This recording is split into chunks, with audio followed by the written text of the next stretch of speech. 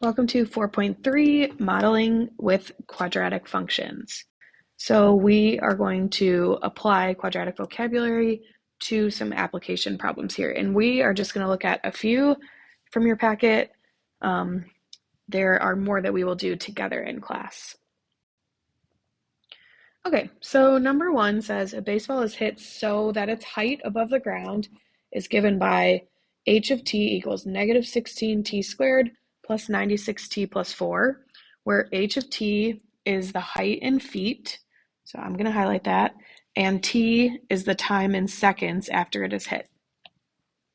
Okay, how high above the ground was the ball made when it was contact with the bat? So here's what we have to start thinking about. It's going to ask us these questions and we have to be able to figure out what it's really asking. So when I hit the bat, or when I hit the ball itself, my time in seconds is 0, right? Because this is modeling how many seconds after it's hit. So when I just hit the ball, it's 0 seconds.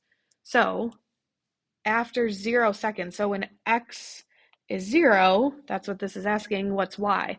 Okay, so we look at, this would be what the y-intercept is, which would just be 4 feet. And again, we know that it's height in feet. So it is 4 feet above the ground when we contact the ball. How high is the ball after 2 seconds? Well, remember, t is for time in seconds. So all we're going to do for this one is just plug in 2. So I'm going to take negative 16 times 2 squared plus 96 times 2 plus 4, and that gets me 132 feet. So after 2 seconds, it's 132 feet in the air. How long does it take the baseball to reach its maximum height? So if we think about a parabola, and again, this parabola is going to open down, so it's going to look something like this. When we are looking for its maximum height, that's really just the vertex. So how long does it take to reach that?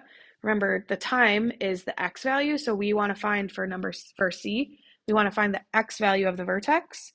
So that's where we just do the negative b over 2a. So that would be negative 96 over 2 times negative 16, which is 3 seconds. So it takes 3 seconds to reach its maximum height. And then D is asking, well, what is the maximum height? We're just going to plug that 3 into our equation and solve for y. So negative 16 times 3 squared plus 96 times 3 plus 4. And that's just a calculator problem at that point. Just plug that all in, watch your negatives and your parentheses, but otherwise you should get 148 feet. So the maximum height it reaches is 148. Okay, here's another one. 2, a financial analyst determined that the cost, C of x, in thousands of dollars of producing bicycle frames is C of x of 0.000025 x squared minus 0.04x plus 40, where x is the number of frames produced. So x is the number of frames produced, and then y would be the cost, right? So find the number of frames that would minimize cost. So if I look at this parabola, this one opens up, right? So again, if we're looking at the minimum, that's the vertex. Frames is x. So same thing, I'm just going to find the x value of the vertex. So x equals, so it's the opposite of negative 0.04. So it's just 0.04 divided by 2a, which is 0.00025. Okay, and so again, that's a calculator problem. That would give me 800 frames. What is the minimum cost? So we're just going to plug that 800 into our equation. Would be 0.00025 times 800 squared minus 0.04 times 800 plus 40. And once we plug that into our calculator, we should get that equals $24. So a lot of these problems, you guys will notice, if anytime it says maximum or minimum, that's just the vertex. Okay, so we're finding the x value of the vertex for the number of frames, the y value of the vertex for the cost itself. All right, here's one more. We're just going to compare two. So it says the height of a projectile fired straight up in the air is h of t equals negative 16t squared plus 64t, where h of t is the height in feet and t is the time in seconds.